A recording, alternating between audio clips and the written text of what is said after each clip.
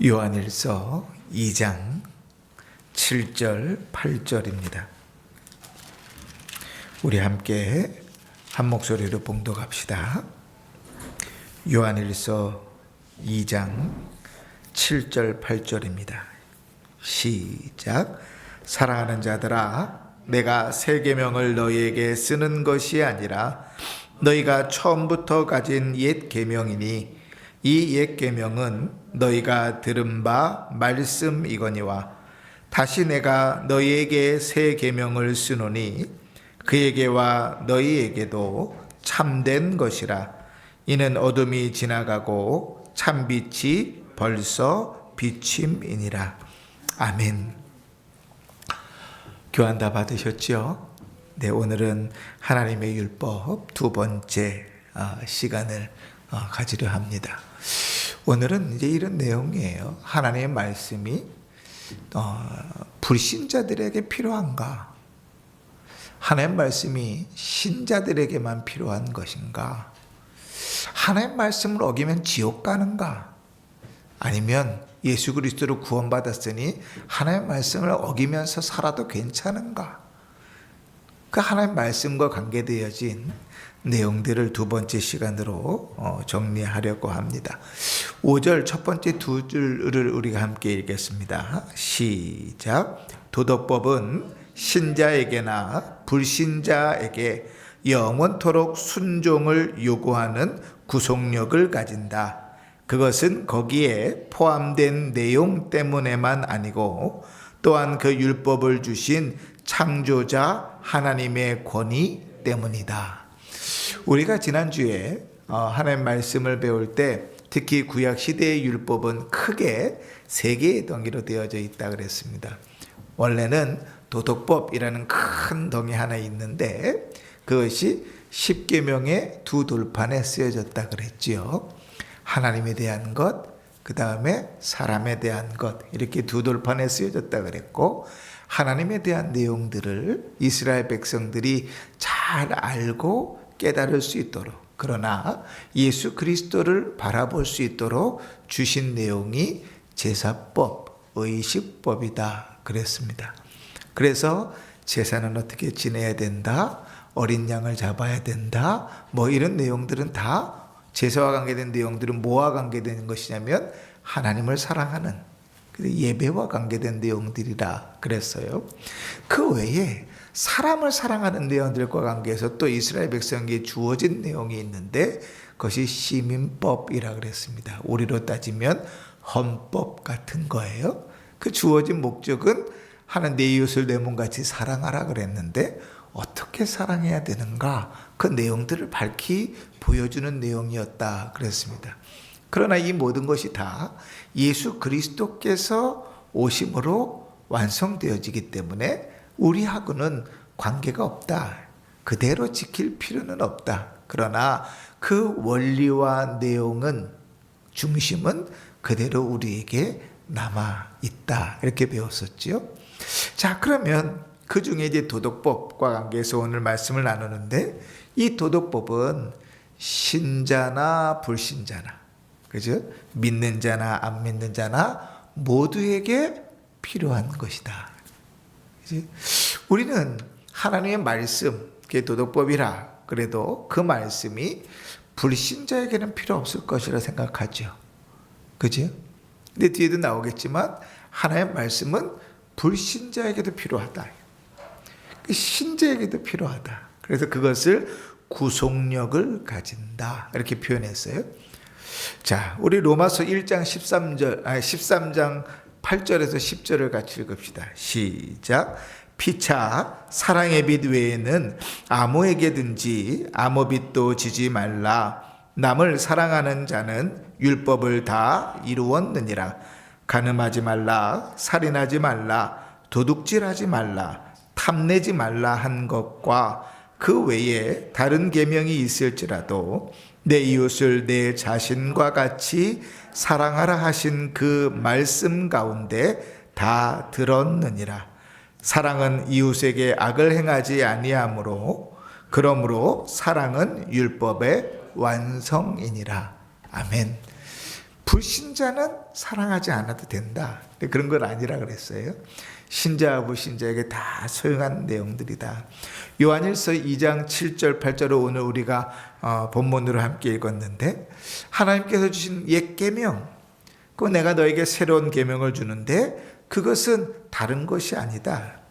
너희에게 참된 것이다. 이렇게 말씀하시죠.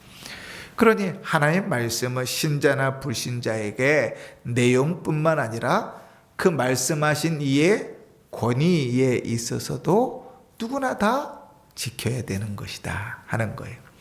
자, 그 다음에 그리스도께서 하는 그 강화하셨다까지 읽습니다. 시작.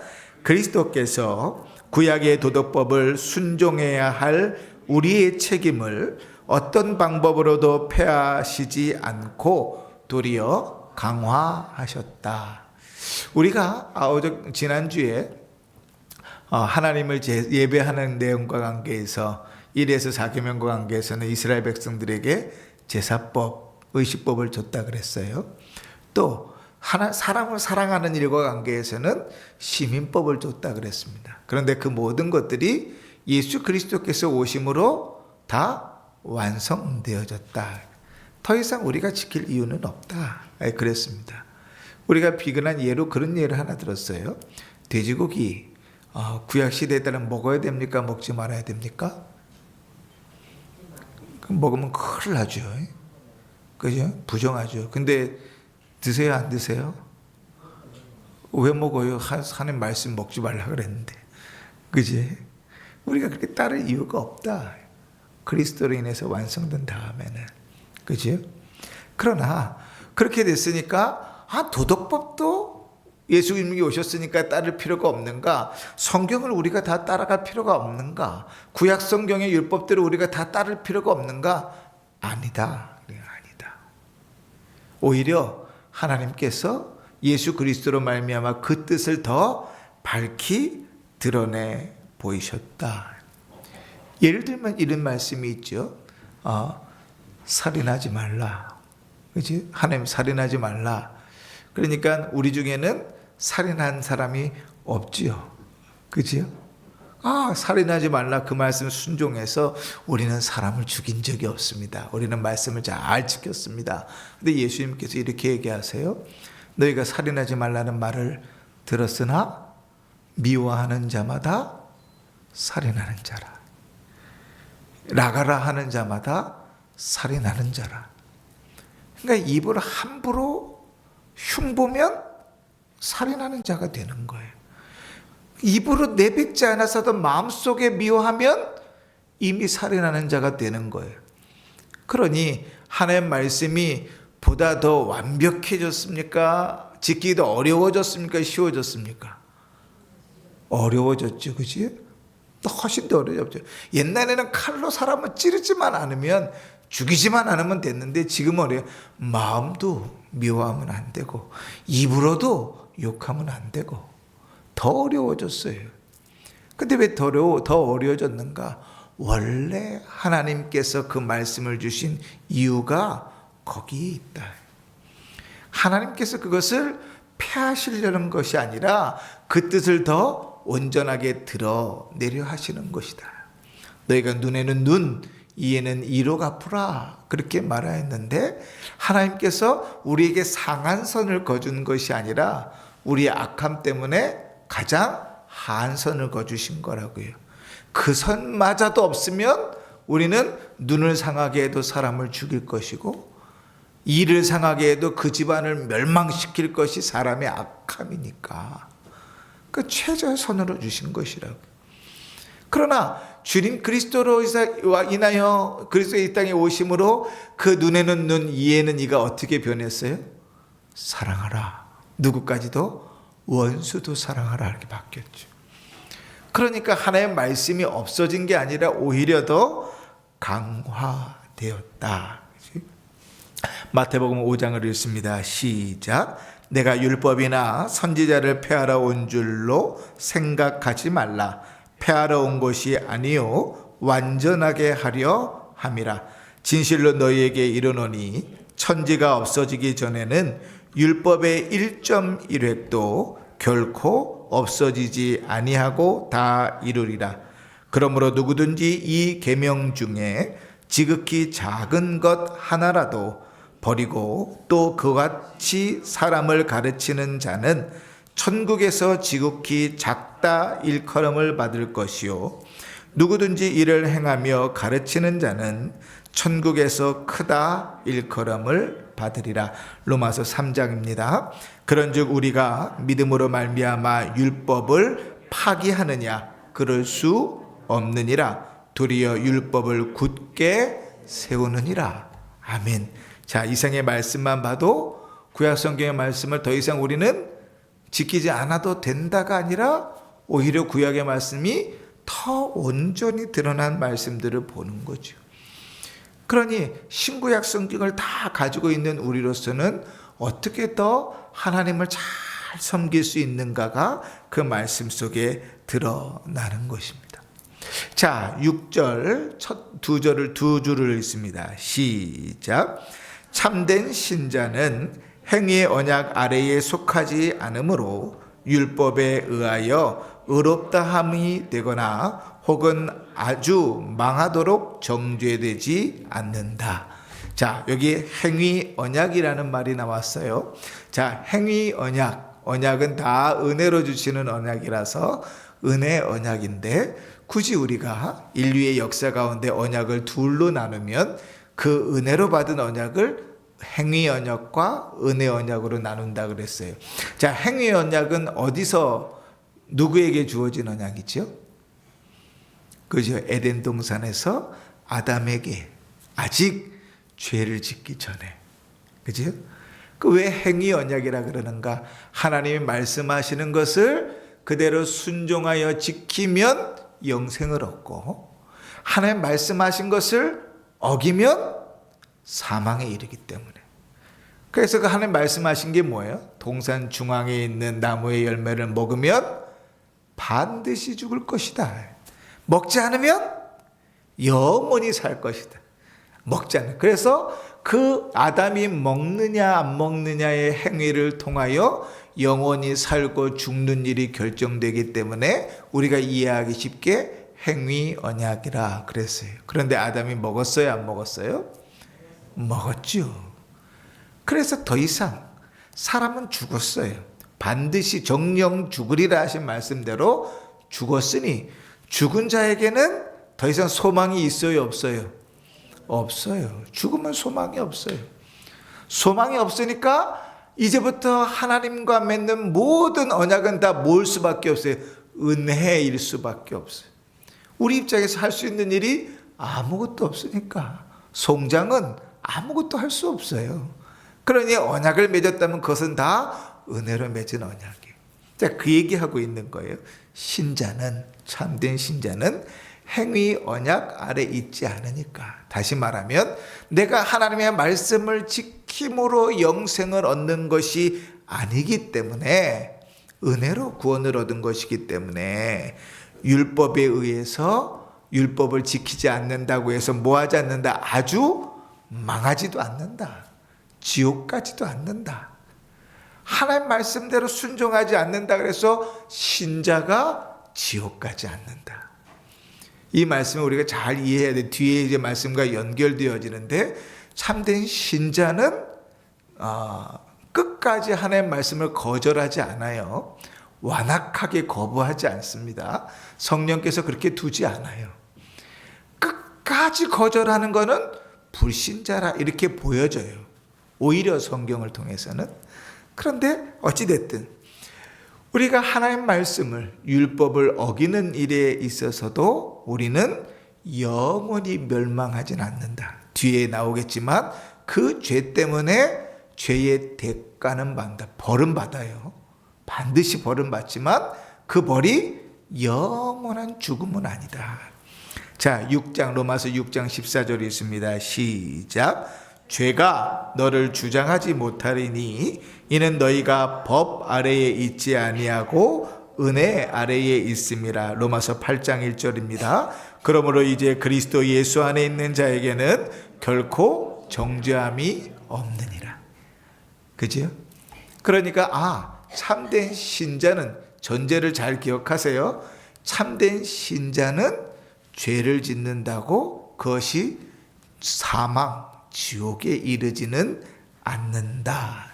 자, 그 다음에 그러나부터 1번까지 읽읍시다. 시작. 그러나 그들에게, 나 일반 불신자들에게 율법은 크게 유익하게 사용되는데 불신자들에게는 다음과 같이 사용된다. 1. 생활 지침으로서 그들에게 하나님의 뜻이 무엇인지 또는 그들의 책임이 무엇인지를 알게 한다. 이에 준하여 그들은 가르침을 받으며 또 제재도 받아야 한다. 자, 이제 하나님의 말씀이 불신자에게 들려지는 거예요. 자, 누구에게 들려진다고요? 불신자에게 들려지는 거예요. 하나님의 말씀이 불신자에게 왜 필요한가?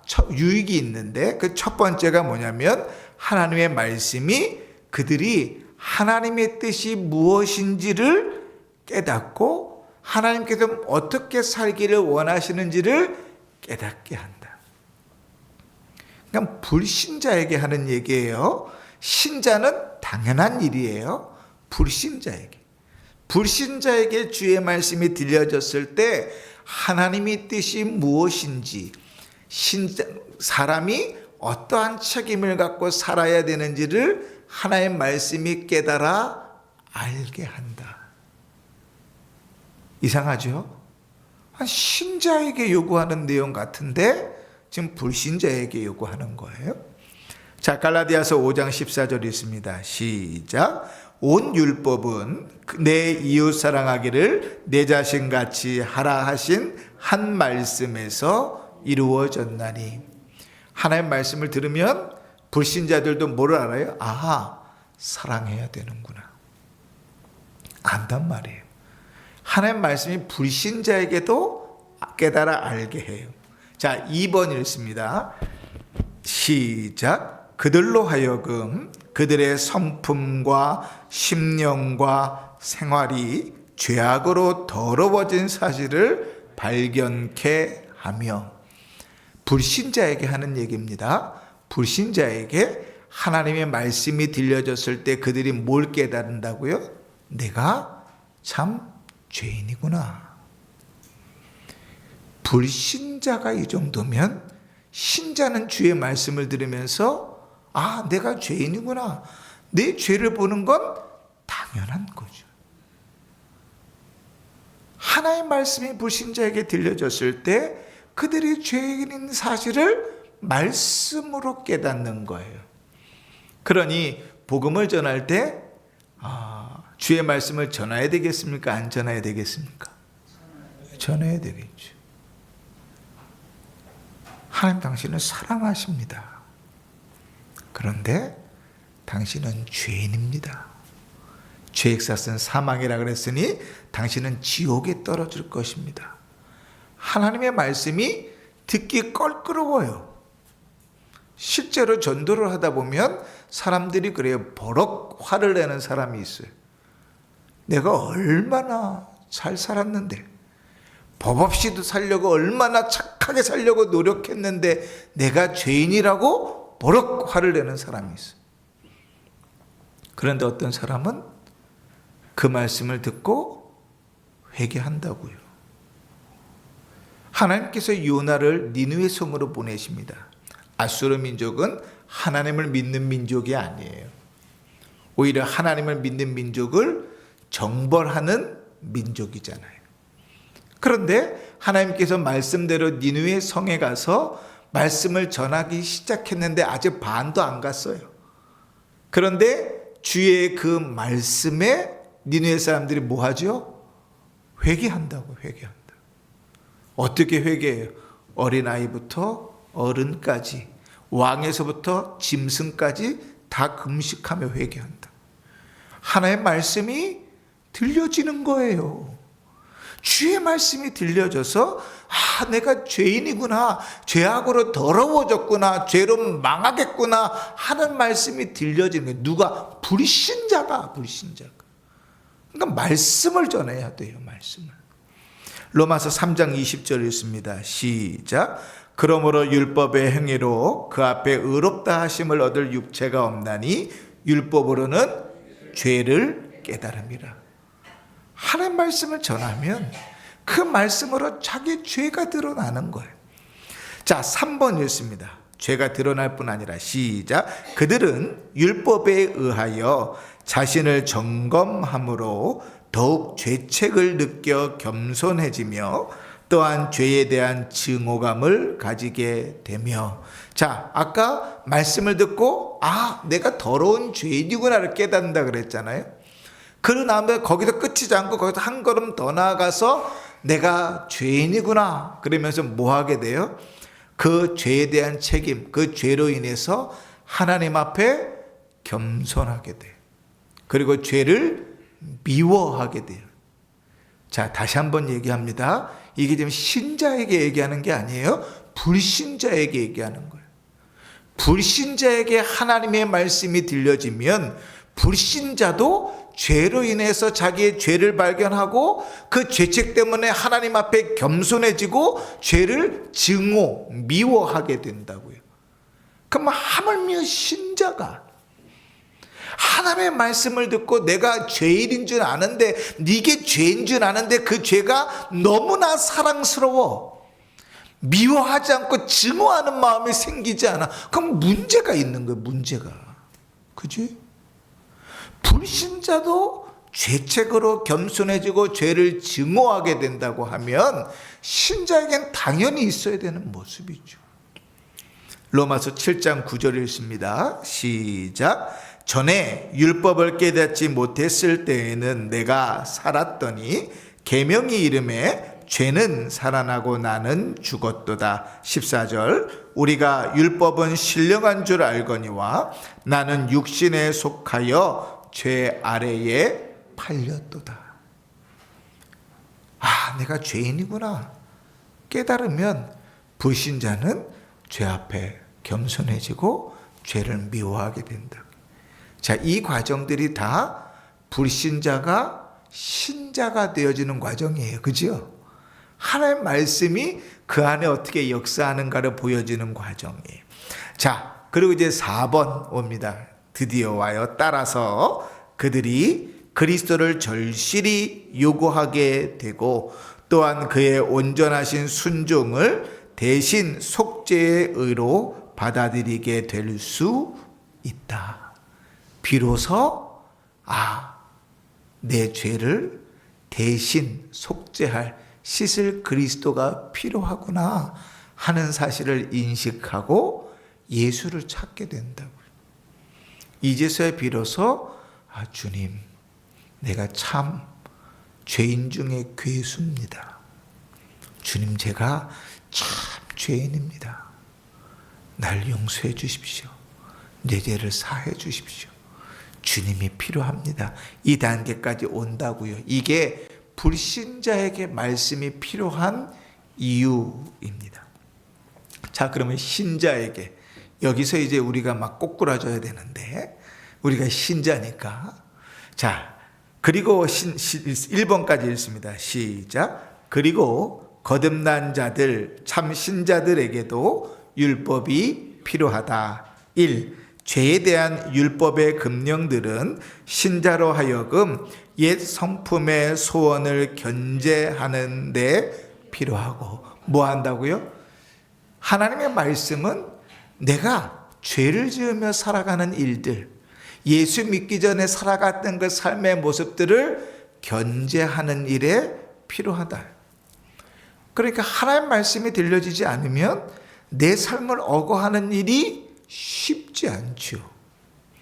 하나님 말씀이 들려지면 내 옛 성품, 죄된 것들을 이렇게 살아서는 안 되겠구나, 이래서는 안 되겠구나 마음에 자각이 생기고 깨달아지는 거예요.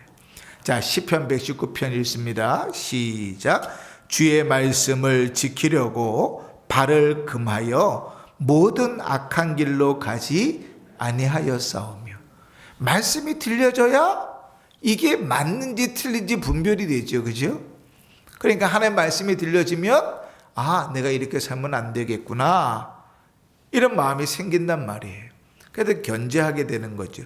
자, 시편 119편 128절이 있습니다. 시작. 그러므로 내가 범사에 모든 주의 법도들을 바르게 여기고 모든 거짓 행위를 미워하나이다.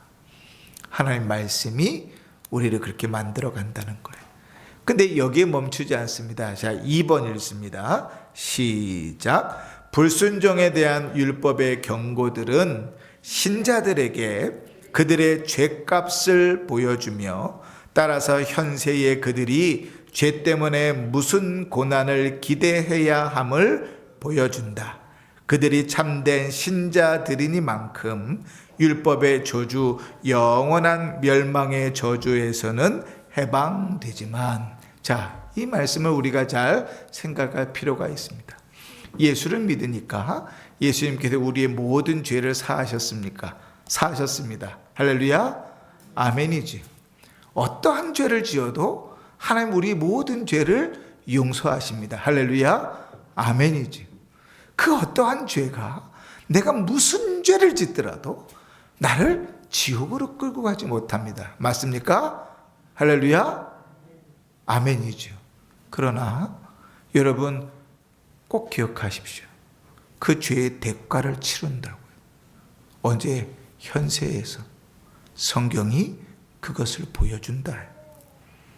죄값을 보여주며 그 죄 때문에 무슨 고난을 당할 것인지를 성경이 보여준다. 신자예요. 예수 그리스도께서 나를 구원하셨어요. 그러나 하나님은 죄에 대하여 관용하신 분이 아니에요. 그 죄를 짓잖아요. 그 죄를 묵인하고 용납하시지 않으세요. 반드시 그 죄에 대한 책임을 지게 하시죠. 내 인생은 왜 이렇게 꼬였나? 내 인생은 왜 이렇게 안 풀리나? 나는 왜 이렇게 맨날 아프기만 한가? 나는 왜 이렇게 괴로운 인생을 사나? 회개하면 돼요. 신앙을 회복하면 된다고. 뭐에서 온다고요? 죄에서 온다고요. 그 죄가 나를 영원한 지옥으로 끌어가지 않아요. 우리 구주께서 죄와 사망의 법에서 우리를 이미 해방시켰어요. 그렇다고 우리가 짓는 모든 죄들이 하나님 앞에 용납되는 게 아니에요. 근데 우리가 착각해요. 그냥 맘대로 살아도 된다고 생각해요. 그건 구원파, 이단들이 가지고 있는 생각이에요. 우리 죄에 대하여 성경은 우리에게 죄의 대가를 치르게 보여줘요. 여러분, 우리가 다윗을 봅시다. 다윗이 간음했습니다. 살인했습니다. 우리가 질 좋지 않다고 하는 그 모든 죄를 다윗이 다 지었어요. 그런데 다윗 지옥 갔습니까? 아니요. 오히려 다윗은 예수 그리스도의 예표로 보여지잖아요. 그러나 그렇다고 해서 다윗이 그 죄들을 아무것도 없었던 것처럼 하나님 다 덮으시던가요? 아니요. 그 인생의 그 죄 때문에 얼마나 괴로움을 당하면서 사냐고요. 심지어는 그 죄 때문에 그 자식들이 당하는 죄들을 보라고요. 자식들에게까지 영향을 미쳐서요. 그 모습들이 압살롬을 대하는 모습들을 한번 보라고요. 우리는 죄를 너무 우습게 여겨요. 하나님 앞에 죄 짓는 걸 아주 함부로 여겨요. 아무 문제 없을 거라고 생각해요. 근데 여러분, 거기서 회개하고 하나님 앞에 돌아와 서 보세요. 하나님께서 부으시는 은혜와 복이 얼마나 큰가를 경험하게 돼요. 성경은 우리에게 분명히 가르쳐요. 죄값이 무엇인지, 죄 때문에 무슨 고난을 기대해야 되는지를 우리에게 보여준다. 에스라 9장을 한번 읽어볼까요? 우리의 행한 행실과 큰 죄로 말미암아 이 모든 일을 당하여 싸우나 우리 하나님이 우리 죄악보다 형벌을 가볍게 하시고 이만큼 백성을 남겨주셨사오니 우리가 어찌 다시 주의 계명을 거역하고 이 가증한 백성들과 통혼하오리이까? 그리하면 주께서 어찌 우리를 멸하시고 남아 피할 자가 없도록 진노하지 아니하시리이까? 하나님 앞에 신실하게 살아가는 일은 중요합니다. 여러분, 예배를 소중히 여기십시오. 예배를 소중히 여기십시오. 그것이 예배의 자리가 죄의 자리가 되지 않도록 만드셔야 돼요. 우리의 삶이 죄의 구렁텅이가 되지 않도록 만들어야 돼요. 우리가 죄를 용서받았다는 것이 우리의 죄가 우리를 지옥으로 사망으로 끌고 가지 않는다는 의미이지, 하나님께서 그 모든 죄를 모른 척 하신다는 의미가 아니에요. 회개하고 돌아오면 주님 회복시키신다고요. 이스라엘 백성들을 보세요. 그들이 죄 가운데 얼마나 극심한 고통을 받았는가. 하나님 나라를 다 없애버리잖아요. 우리 시다면 자식들이 있는데 집안을 다 풍비박산을 해서 다 쪼개버린다고 생각해 보세요. 괴롭겠죠, 그죠? 근데 뭐 때문에? 죄 때문에. 돌아오지 않는 그 죄 때문에. 죄를 우습고 가볍게 여기면 안 돼요. 정신을 바짝 차려야 돼요. 자, 3번을 읽습니다. 시작. 율법의 약속들이 보여주는 것은 하나님께서 그 순종하는 자를 기뻐하신다는 사실이며, 또한 그들은 순종의 결과로 어떠한 축복을 기대할 수 있다는 것이다. 자, 반대로 순종하고 살고 하나님 기뻐하신 대로 살면 하나님 뭘 주신다고요? 복 주신다고요. 마음속으로 내 인생은 왜 이렇게 꼬였나? 왜 이렇게 괴롭나? 힘드나? 아프나? 어렵나? 그런 생각이 드시면 하나님 앞에 진실하게 나가서 기도하세요. 죄의 문제가 해결돼야 돼요.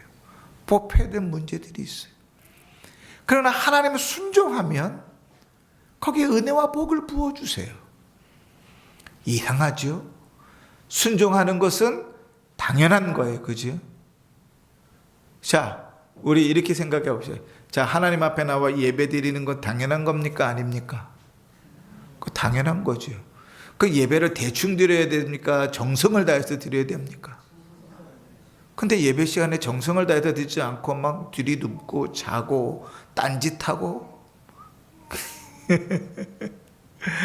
막 그런다고 칩시다. 그지? 그 예배가 엉망이에요. 그럼 하나님 기뻐하시겠습니까? 슬퍼하시겠습니까? 그럼 하나님 슬퍼하시면 그 죄 가운데 하나님께서 복을 주신다 그랬어요? 벌을 주신다 그랬어요? 벌 주신다고요. 근데 반대로 뒤집어 봅시다. 하나님 앞에 예배하러 나왔는데 마음을 다하고 정성을 다하고 힘을 다하여 주를 예배합니다. 그럼 하나님께서 복 주시겠습니까? 벌 주시겠습니까? 에? 벌 주세요? 그러니까 복 주시겠지요. 그럼 복 주시는 그 복 중에 첫 번째가 뭐예요? 그를 은혜 받게 하신다고요. 그렇잖아요. 근데 우리는요, 늘 하나님을 띄엄띄엄 봐요. 내가 생각하고 싶은 대로 원하는 대로 봐요. 속상하지도 않아 이제는. 그지? 하나님 벌을 주시든지 뭐 복을 주시든지 뭐 마음대로 하세요. 하나님 벌 줘봤자 뭐 그게 그거고, 벌 주셔봐야, 복 주셔봐야 그게 그거지. 그럴까요? 아니에요. 그럴 것 같으면 신앙 고백서에 성경을 따른 신앙 고백으로 이렇게 남아날 이유도 없지요. 하나님 순종하는 자를 기뻐하신다. 기뻐하는 자에게 뭘 기대요? 하나님 주시는 복을 기대하는 건 당연한 거예요. 왜요? 주님 그렇게 약속하셨으니까. 신명기 26장, 27장, 28장, 29장 계속 이어서 하나님께서요 명령하세요. 너 말씀 순종해라. 너 말씀 불순종하면 저주를 붙는다. 특히 신명기 28장에요 입에 담기가 처참할 정도로 저주의 내용이 다 기록되어 있어요. 근데 하나님 순종하면 어떻게 한다고요? 복을 주신대요. 우리가 좋아하는 구절이래. 들어와도 복을 받고 나가도 복을 받고 떡반죽 그릇이 복을 받고 복을 받고 복을 받고 복을 받고. 이건 너무 좋지요, 그죠? 근데 복 주시는 하나님이면 뭐 주시는 하나님도 알아야 돼요. 저주하시는 하나님도 알아야지요. 같은 분인데. 하나님 뭘 기뻐하세요? 순종하는 걸 기뻐하신다고요. 졸리시면 뒤로 나가서 쓰세요. 성식이 옆에 딱 쓰면 좋겠네요. 그죠? 같이. 자, 그러나 이 기대는 행위 계약의 원리에 의한 것이 아니다. 행위 계약의 원리에 의한 것은 영생과 사망에 대한 것이라 그랬잖아요. 그런 문제는 아니다. 이미 그리스도께서 신자를 구원하셨으면 그 신자가 어떠한 죄를 짓더라도 그는 그 영생이 취소되지 않는다. 지옥 가지 않는다. 그러나 기억해라. 죄에 대한 벌은 하나님 내리신다. 하나님 기뻐하시면 복을 내리신다. 이 얘기인 거예요. 내가 말씀을 잘 순종해서 지키면 하나님 기뻐하시기 때문에 영생을 주시고, 하나님 미워하시기 때문에 사망을 주신다는 얘기가 아니라고요. 그게 행위거약의 원리에 의한 것은 아니다, 이 얘기예요.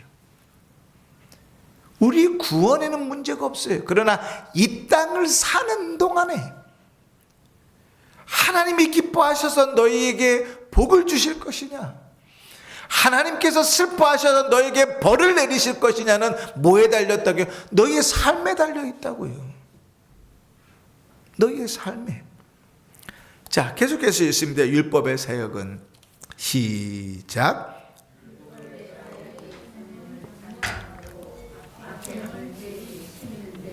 그것이 율법 아래서만 국한된 사역이라고 할 수 없다. 은혜 아래에서도 율법의 사역은 계속된다. 자, 에덴 동산에서 하나님께서 명령을 주셨을 때 그 명령을 지키는 일은 장려되고, 또 명령을 지키지 않는 일은 반드시 죽을 것이라 하는 말씀으로 제지되셨던 것처럼 하나님의 은혜의 언약의 시대에서도 마찬가지로 우리에게 똑같다. 하나님의 말씀을 듣고 순종해라, 선은행하며 살아라. 그럼 하나님께서 우리에게 장려하시는 바라. 그러나 뭐는 제재가 악은 행하지 말아라. 악은 행하지 말아라. 7절 읽습니다. 7절 시작. 위에 진술된 율법의 용도가 복음의 은혜와 상충되지 않고 도리어 서로 거기에 잘 융합하게 된다. 복음하고 반대가 되느냐? 그렇지 않다. 우리 또 권사님들 계속 주무시니까 이설을 앞에 세워서 설교를 좀 하라 그래야 될 것 같아요. 저도 막 이렇게 권사님들 보면서 막 마음이 깔아앉다가 이서가 하니까 그냥 얼굴이 하게 돌잖아요. 우리 권사님들도 좀 그렇게 될 것 같은데. 자, 7절은 무슨 내용이에요? 한 말씀을 잘 지키면 복 받고, 내가 죄를 지으면 하나님 벌을 받는다. 이 내용이 복음과 충돌되지 않는다는 거예요. 이 내용을 너무나 잘 드러내고 있는 게 야고보서잖아요. 행함이 없는 믿음은 뭐라고요? 죽은 믿음이라고요. 그걸 바꿔 얘기하면 그렇게 신앙생활하면서 네가 믿음이 있는 거야? 라고 말한 근거는 거기에 있는 거예요. 갈라디아서 3장 읽습니다. 시작. 그러면 율법이 하나님의 약속들과 반대되는 것이냐? 결코 그럴 수 없느니라. 만일 능히 살게 하는 율법을 주셨더라면 의가 반드시 율법으로 말미암아 쓰리라. 아멘. 말씀들이 정리되죠. 자, 마지막 다시 말하면부터 끝까지 읽습니다. 시작. 다시 말하면 그리스도의 성령께서 인간의 의지를 설득시켜서 그로 하여금 자유로 순종하도록 하시기 때문이다. 그렇게 된 신자는 율법에 계시된 하나님의 요구를 자유로이 또한 기쁘게 행하게 된다. 하나님의 말씀이 신자에게 들려졌을 때 신자는 그 말씀을 자유로이, 기쁘게, 기꺼이 그 의지를 다해서 순종한다. 그래서 우리가 조심스럽지만 그렇게 신앙생활하면서 구원받았다고 생각합니까? 라고 물을 때에는 이런 내용에 근거하는 거예요. 그죠? 왜? 신자라면 성령께서 주의 말씀이 들려질 때 그 말씀으로 말미암아 그 의지로 결단하게 하고 죄는 거부하게 하고 주의 말씀이 기뻐하시는 일은 순종하게 하여서 자원하여 기쁘게 그 일을 하도록 하는 것이 신자에게 보여지는 열매이죠. 그러니 신자인데 계속 주의 말씀은 거절하고 죄는 계속 지어가는 모습을 보면 짐작하는 거예요. 하나님 역사는 모르니까. 근데 짐작하는 거예요. 교회 안에 앉아 있을지라도 저 사람은 불신자인가? 짐작하는 거죠. 이런 말씀들이 우리에게 들려졌을 때 성령께서는 이런 말씀을 통하여 우리를 불편하게 만듭니다. 죄 가운데 있는 우리를 불편하게 만들어요. 왜요? 내가 이렇게 죄 가운데 있는데 이렇게 말씀하시면 벌 받는다고 이야기하시면 벌을 받지 말아야지. 하나님을 기쁘시게 해야지. 이런 마음이 생기는 게 성령께서 우리 가운데 역사하시는 내용들이니까. 하나님 나를 구원하셨으니 하나님 기뻐하시는 대로 순종하고 살아야지 생각하고 결단하고 거기대로 살아가게 하는 것이 성령께서 우리 가운데 하시는 역할이니까요. 그렇게 우리로 하여금 우리 안에서 자원하여 기쁘게 주의 말씀을 따라 살아가도록 한다. 그게 신자에게 주어지는 말씀의 역할이다.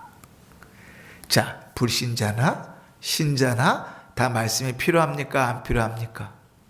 필요합니다.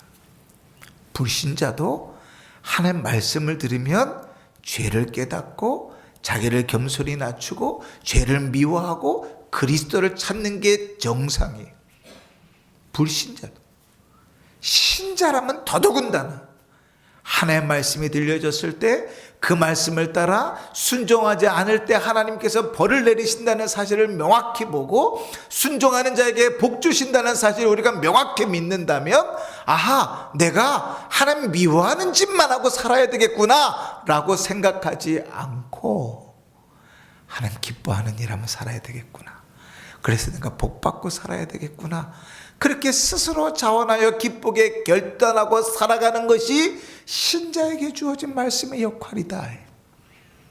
그러니 우리에게 하나님 말씀이 들려질 때 그러한 반응들이 있는가 살펴보는 것이 중요하다.